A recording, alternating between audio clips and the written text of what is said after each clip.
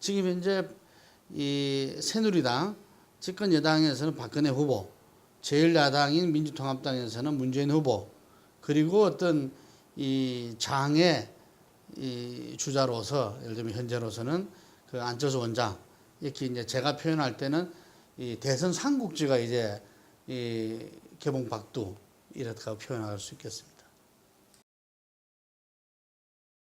그래서 노무현 대통령이 못다한 부분을 이뤄낼 수 있는 사람이다. 이런 이미지를 가진 게 상당히 큰 강점이고, 그 다음에 딱 보면 알지만 아주 선하잖아요. 선한 이미지를 가진 게 또 이 강점이죠. 노무현 대통령의 어떤 친구이자 운명으로서 노무현을 계승한다는 이 자체가 플러스가 아까 강점 됐잖아요. 똑같이 이게 약점이 될 수 있습니다. 뭐냐면은 참여정부 5년에 있어서 거기에서 많은 이 문제점도 있었던 거거든요. 이게 뭐 말하자면 노무현 대통령의 어떤 공과를 떠나서 우리가 추모하고 기리지만 하나하나를 따져봤을 때는 노무현 대통령도 인정을 했어요. 예를 들면 양극화 문제를 해결을 못한 거며, 하여튼 뭐 이 한미 FTA 같은 경우도 어떤 세계 경제의 흐름, 신자유주의에 대한 좀 이렇게 그 변화의 흐름에 대해서 제대로 이렇게 커버를 못했기 때문에 이 뭐 하여튼 이런 여러 가지들이 공과가 있어요. 과도 그대로 온다는 이야기죠. 아까 선한 이미지다, 이 강점이라 그랬잖아요. 이게 거꾸로 권력 의지가 없다. 이게 이제 이 약점일 수 있는 거예요. 이게 야권 후보 단일화를 어떤 과정을 통해서 하느냐. 우리가 흔히 말한 대로 어떤 국민 감동 드라마로 야권 후보 단일화를 해내면은 이게 시너지 효과가 있게 되는 거라고. 이게 지난 총선 때 53% 투표율이었어요. 그럼 이번 총선 대선 때는 한 70% 정도 투표율이 되지 않겠냐. 최소한 15% 이상이 올라간다는 거죠. 그럼 그 15% 올라가는 투표율이 정대는 거의 젊은 친구들일 거다. 예. 지금 보수 세력은 총결집을 했어요. 그래서 지난 서울시장 때 득표율이나 총선 때 득표율이나 보수 세력의 득표율은 비슷해요. 예. 그 정도로 지금 이제 총결집되어 있다는 거죠. 예. 그러니까 이제 야권이 어떻게 자기 지지 세력을 갖다 결합하고, 금방 말씀드린 대로 어떤 중도 세력이 이쪽을 선택하게끔 하느냐. 이게 이제 관건인 거죠. 요는 뭐냐면은 야권 후보 단일화가 그 정권 교체를 바라는 국민들이 볼 때 뭔가 자기들이 투표장에 참여할 동기를 유발할 만큼 그런 감동 드라마로 돼야 된다, 이런 이야기입니다.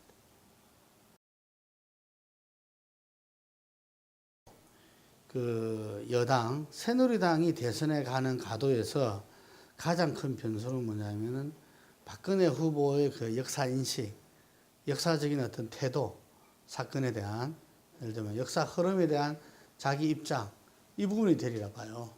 공과를 나눠서 인정할 걸 확실히 인정을 하는 것이 좋다고, 내가 아니고 박근혜의 대통령을 원하는 많은 보수 세력들이, 인사들이 누구나 이야기해요. 누구나 이야기하는데 정말 박근혜 후보로서는 참 넘기 어려운 그거다. 이게 자기 전 평생과 이 인생에 걸쳐서 축적된 어떤 신념과 가치책이고 삶 그 자체였기 때문에.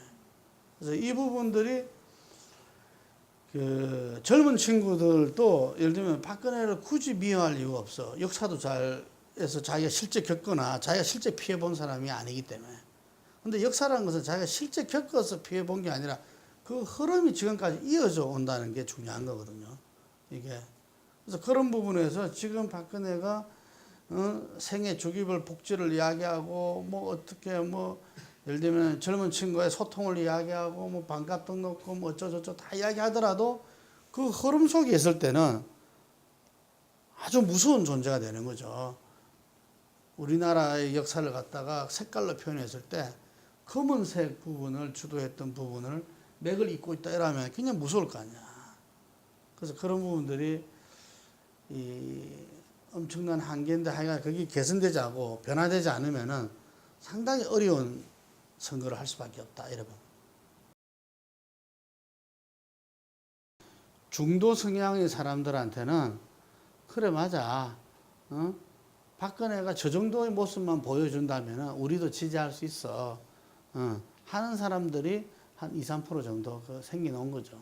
이게 왜냐하면 국민 대통합이라는 것은 누구나 바라는 거거든.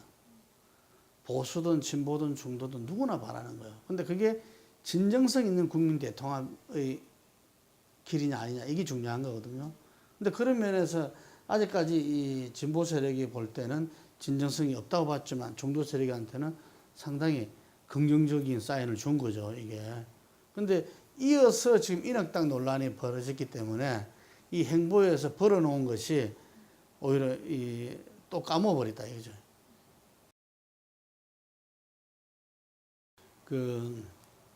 이전에는 뭐 정권 교체였다. 그 다음에 IMF 극복이었다. DJ 때는. 그리고 노무현 때 새정치였고, 이명박 대통령 때는 어떤 이 경제 살리기였다. 뭐, 이걸 본다면은, 상당히 이제 달라진 거죠. 뭐냐면은 복지에 대한 개념 자체가 달라졌어요. 저는 이번 대선은 세대 선거가 가장 큰 특징이 될 것이다. 20, 30대와 5, 60대가 완전히 거꾸로 서로 달라요.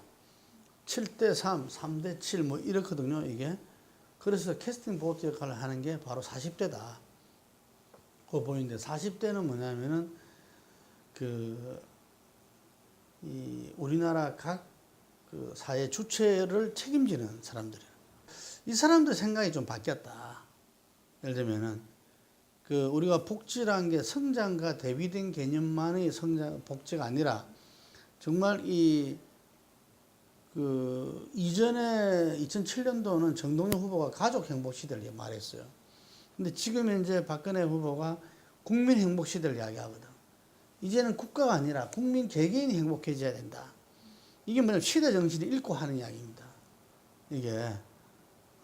그러니까 이제는 개개인의 어떤 국민들이 어떤 복지를 요구하고, 그래서 지난번에도 서울시장 선거 때도 보편적 복지와 예를 들면은 무슨 붙어가지고 지금은 보편적 복지가 대세가 된 거예요. 그렇잖아요. 그래서 그 큰 흐름이 있다는 거예요. 이제 경제 성장만이 아니라 경제 재화의 분배가 어떤 복지와 개인의 삶과 어떻게 연결되느냐. 이게 그전과는 전혀 달라진 거죠.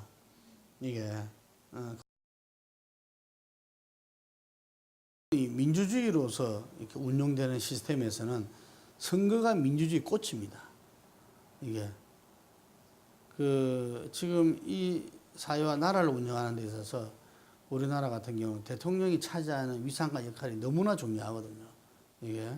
그래서 정말 자기와 자기 가족, 그리고 자기의 어떤 공동체의 미래를 위해서 어떤 분이 또 그 사람은 혼자 존재하지 않거든요. 어떤 세력이 가장 잘할 것인지. 이게. 뭐 정치는 최선만 있는 것이 아니라, 이 최악이 아니라 차악을 선택하는 게임이다. 뭐 이런 말도 있어요. 이게.